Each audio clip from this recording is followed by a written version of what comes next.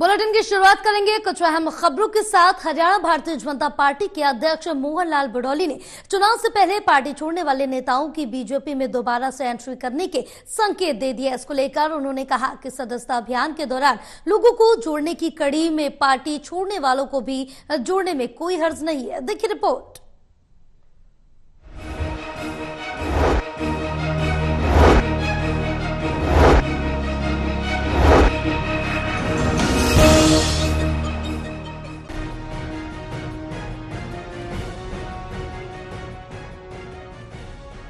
Haryana Bharatiya Janata party के अध्यक्ष मोहन लाल बडौली ने चुनाव से पहले पार्टी छोड़ने वाले नेताओं की बीजेपी में दोबारा से एंट्री करने के संकेत दिए। इसको लेकर उन्होंने कहा कि सदस्यता अभियान के दौरान लोगों को जोड़ने की कड़ी में पार्टी छोड़ने वालों को भी जोड़ने में कोई हर्ज नहीं है।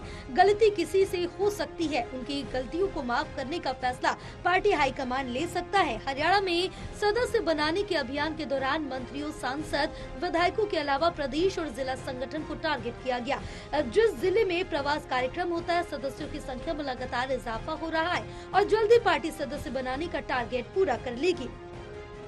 और इस कड़ी को मजबूत करते हुए पूरे हरियाणा प्रदेश में 50 लाख सदस्य बनाने का हमने लक्ष्य रखा है और भारतीय जनता पार्टी के तमाम कार्यकर्ता इसमें लगे हैं। 10 लाख से ज़्यादा सदस्य अब तक भारतीय जनता पार्टी के बने हैं। भारतीय जनता पार्टी के जितने भी हमारे सांसद हैं उनको 30,000 सदस्य बनाने का टारगेट, सभी विधानसभा का चुनाव लड़े हुए उम्मीदवारों को भी 20,000 सदस्य बनाने का टारगेट, इस प्रकार से सभी को काम का बंटवारा किया है।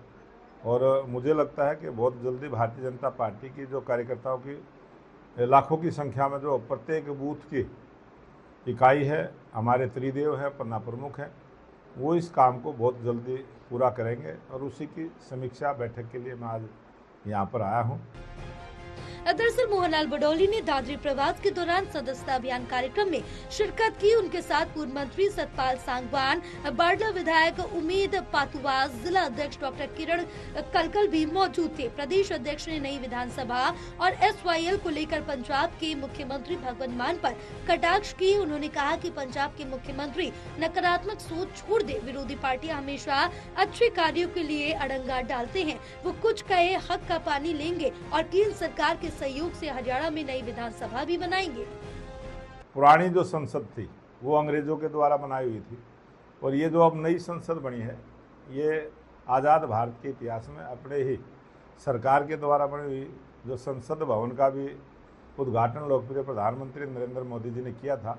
इसी प्रकार की कई राजनीतिक पार्टियां थी, उन्होंने इसी प्रकार से बयानबाजी करने का काम किया।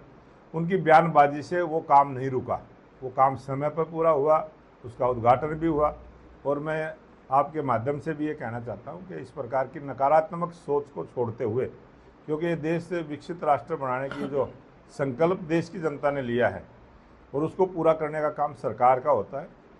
नए भवन का निर्माण वो भवन नहीं है, उसमें बैठ के हरियाणा के विकास की नई नई योजनाएं बनेंगी। बडौली ने पूर्व मुख्यमंत्री भूपेंद्र हुड्डा के बयान को लेकर कहा कि हुड्डा की सोच शराब जैसी है तो खार से बौखलाकर पुरानी बोतल में नई शराब जैसे बयान दे रहे। भूपेंद्र हुड्डा को नेता प्रतिपक्ष जैसा नेता भी नहीं बनाया तो उनकी राजनीति के दिन भी लग गए हैं। साथ ही कहा कि हरियाणा के जिन 42 सीटों पर बीजेपी जीत नहीं पाई उनमें भी विशेष नजर रखकर 2029 का सरकार बनाने का टारगेट रहेगा। हाँ, वो जिस प्रकार का वो सेवन करते होंगे, वो इस वोट को भी शराब समझते होंगे, सब चीज़ों में उनको शराब नज़र आती है। तो जिस प्रकार की जिसकी सोच होती है, जिसकी जैसी बुद्धि होती है वैसी उसकी वाणी भी होती है। तो वो हार से बौखलाए हुए हैं और हार से बौखलाहट में वो बड़बड़ाहट में आदमी कुछ भी बोल सकता है, उनकी बातों को कोई ध्यान देने की आवश्यकता नहीं। और जो 42 सीटें हम जीत नहीं पाए हैं उनको भी हम कमल का फूल खिलाने का काम करें, इस प्रकार की योजना और रचना हमारी है। और जब भी आगे 2029 में चुनाव होंगे तो भारतीय जनता पार्टी की मजबूत सरकार बने, इसीलिए हमारा ये सदस्यता अभियान चला है। बहरहाल हरियाणा में बीजेपी अपना कुनबा बढ़ाने में जुटी है। साथ ही प्रदेश अध्यक्ष मोहनलाल बडौली ने पार्टी छोड़कर गए नेताओं की वापसी की बात भी कही। कुल मिलाकर बीजेपी खुद को मजबूत करने के लिए लौट के बुद्धू घर को आए वाले फॉर्मूले को लागू कर सकती है। टोटल टीवी के लिए चरखी दादरी से प्रदीप साहू की रिपोर्ट।